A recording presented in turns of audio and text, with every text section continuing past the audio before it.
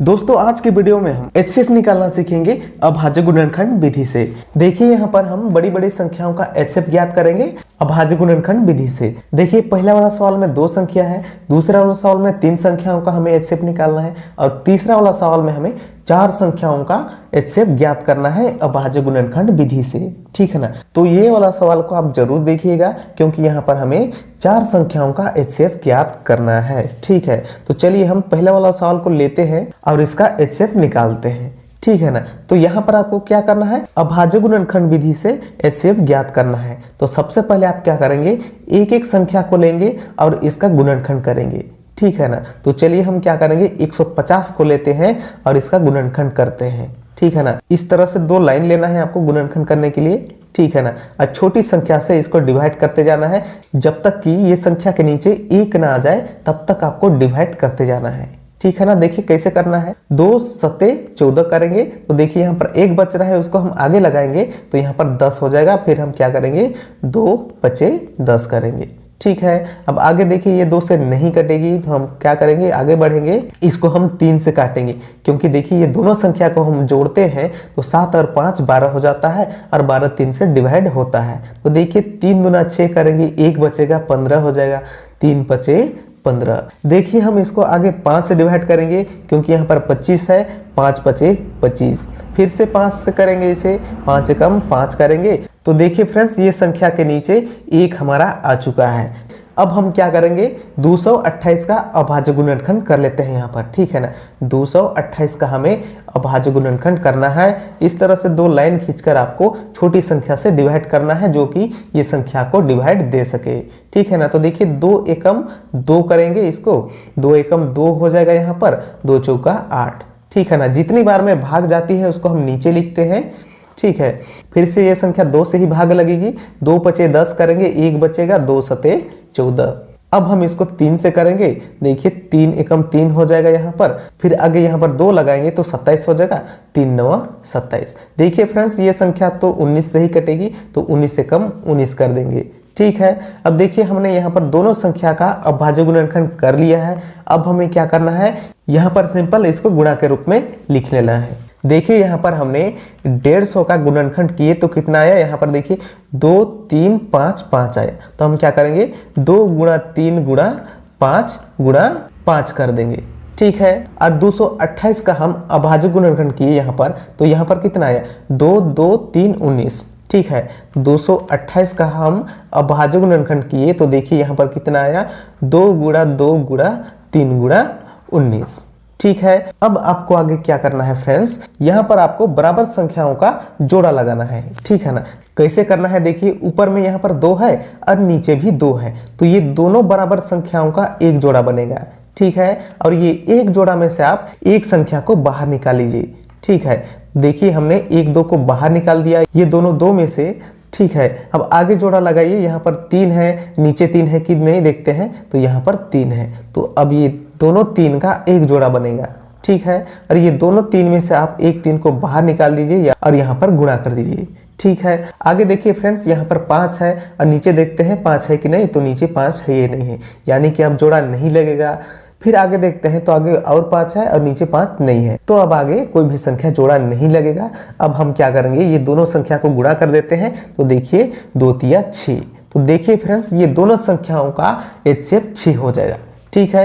यही इसका आंसर हो जाएगा। इस तरीके से आपको अभाज्य गुणनखंड विधि से एचसीएफ ज्ञात करना है। ठीक है। पहले वाला सवाल आपको समझ में आ गया। अब चलिए हम दूसरा वाला सवाल को लेते हैं और उसका भी अभाज्य गुणनखंड ज्ञात करते हैं। देखिए फ्रेंड दूसरा सवाल में हमें 3 संख्याओं का एचसीएफ ज्ञात करना है। तो सबसे पहला काम आपका क्या है, एक एक संख्याओं का गुणनखंड करना है। तो हम क्या करेंगे, 252 को यहाँ पर लेंगे और इसको गुणनखंड करेंगे।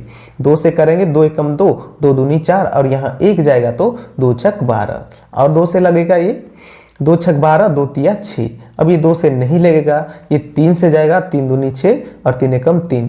फिर से 3 से करेंगे इसको, 3 सते 21 हो जाएगा। अब ये 7 से जाएगा तो 7 एकम 7। देखिए फ्रेंड्स इसके नीचे 1 आ चुका है, यानी कि हमारा गुणनखंड पूरा हो चुका है। अब हम क्या करेंगे, अगली वाली संख्या को लेंगे और इसका गुणनखंड करेंगे, 312। 2 से ही करेंगे इसको भी, 2 एकम 2 करेंगे यहाँ पर, ठीक है। आगे 1 जाएगा तो ये 11 बन जाएगा, 2 बचे 10, फिर से 1 बचेगा, 2 छक 12 और 2 से लगेगा ये 2 सते 14 होगा, यहाँ 1 जाएगा, 2 अठे 16 और 2 से ही लगेगा ये 2 तिया 6 हो जाएगा, 1 जाएगा, 2 नवा 18। अब इसको आगे हम 3 से करेंगे, 3 एकम 3, 3 तिया 9।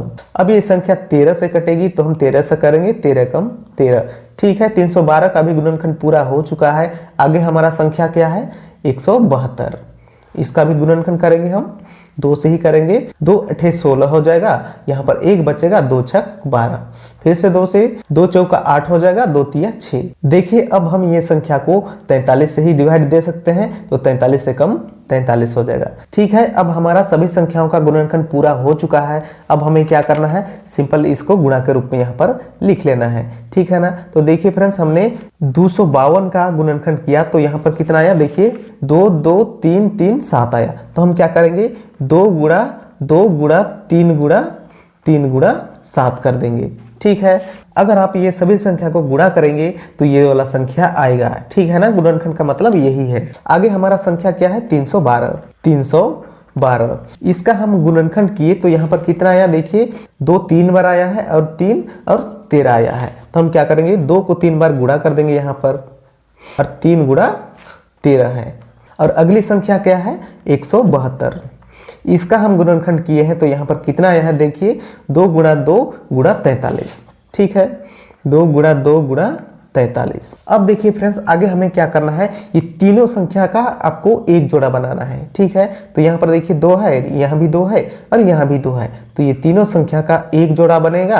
और ये तीनों संख्या में से आप एक संख्या को बाहर निकाल लीजिए, फिर आगे भी उसी तरह कीजिए, यहाँ भी 2 है, यहाँ भी 2 है और नीचे भी 2 है, और ये तीनों 2 को आप एक जोड़ा बनाइए और एक संख्या को बाहर निकाल लीजिए और यहाँ पर गुणा कर दीजिए, ठीक है। अब आगे देखिए 3 है, यहाँ भी 3 है, लेकिन नीचे 3 नहीं है, तो अब आगे इसका जोड़ा नहीं लगेगा। देखिए इसके आगे तो और कुछ भी संख्या नहीं है, तो आगे और भी जोड़ा नहीं लगेगा। तो आप इसको गुणा कर लीजिए, आपका HCF निकल कर आ जाएगा, 2 दूनी 4, ठीक है। तो देखिए फ्रेंड, दूसरा वाला क्वेश्चन का HCF आपका 4 निकल कर आया और पहला वाला क्वेश्चन का आपका HCF कितना आया था 6, तो यहाँ पर इसका HCF 6 हो जाएगा, ठीक है। समझ में आ गया आपको? अगर अभी भी समझ में नहीं आया है आपको तो और एक सवाल बचा है, इसको आप ध्यान से देखिए, ये आपको जरूर समझ में आएगा, ठीक है। तो सबसे पहले आप एक एक संख्याओं का गुणनखंड कर लीजिए। क्या है 456 का आपको गुणनखंड करना है, ठीक है ना। 2 से लगाइए, 2 दूनी 4, 2 दूनी 4, 1 जाएगा, 2 अठे 16, फिर से 2 से ही जाएगा, 2 एकम 2, 2 एकम 2, 2 चौका 8 और एक बार 2 से करेंगे हम, 2 पचे 10 हो जाएगा, 2 सते 14। अब 3 से जाएगा ये, 3 एकम 3, 3 नवा 27, इसको हम 19 से करेंगे, 19 से कम 19, ठीक है। अब अगली वाली संख्या लीजिए, तो ये देखिए यहाँ पर 612 है, तो 612 का आप अभाज्य गुणनखंड करेंगे तो हम इसको 2 से ही करेंगे, 2 तिया 6 हो जाएगा। आगे देखिए ये संख्या छोटा हो जा रहा है तो हम क्या करेंगे, नीचे एक 0 लगाएंगे और दोनों संख्या को लेंगे, ठीक है। अब 12 हो गया, 2 छक 12 करेंगे और 2 से करेंगे इसको, 2 एकम 2, 2 पचे 10, 2 तिया 6।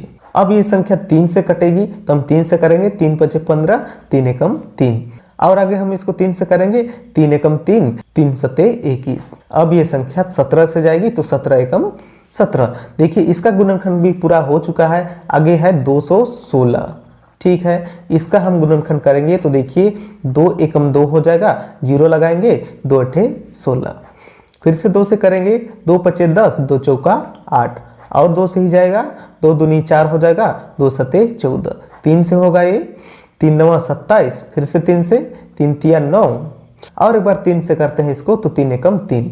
अब हम अगली संख्या को लेते हैं तो देखिए यहाँ पर 144 है, इसको हम गुणनखंड करेंगे तो देखिए 2 सते 14 हो जाएगा, 2 दूनी 4, फिर से 2 से ही जाएगा, 2 तिया 6, 2 छक 12 और 2 से ही जाएगा, 2 एकम 2, 2 अठे 16। आगे हम 2 से ही करेंगे, 2 नवा 18, 3 से जाएगा, 3 तिया 9 और एक बार हम 3 से करते हैं तो देखिए 3 एकम 3 और हमारा गुणनखंड भी पूरा हो जाता है, ठीक है।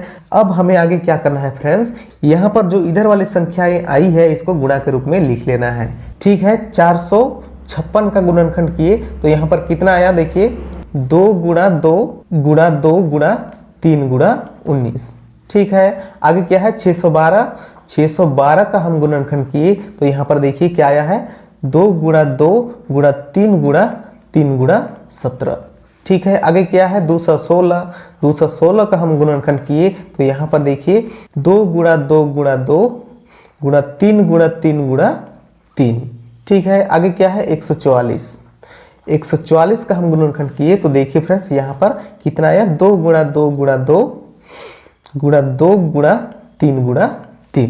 अब यहाँ पर हमें क्या करना है दोस्तों, हमें 4 संख्याओं का एक जोड़ा बनाना है। ठीक है ना, बराबर संख्या होना चाहिए आपका सभी में। ठीक है, तो यहाँ पर देखते हैं, यहाँ 2 है, यहाँ भी 2 है, यहाँ भी 2 है और यहाँ भी 2 है। तो हम क्या करेंगे, ये चारों 2 का एक जोड़ा बनाएंगे। ठीक है, देखिए ये चारों 2 का एक जोड़ा बन जाएगा और ये एक जोड़ा में से आप क्या करेंगे, 1 2 को आप बाहर निकाल लेंगे।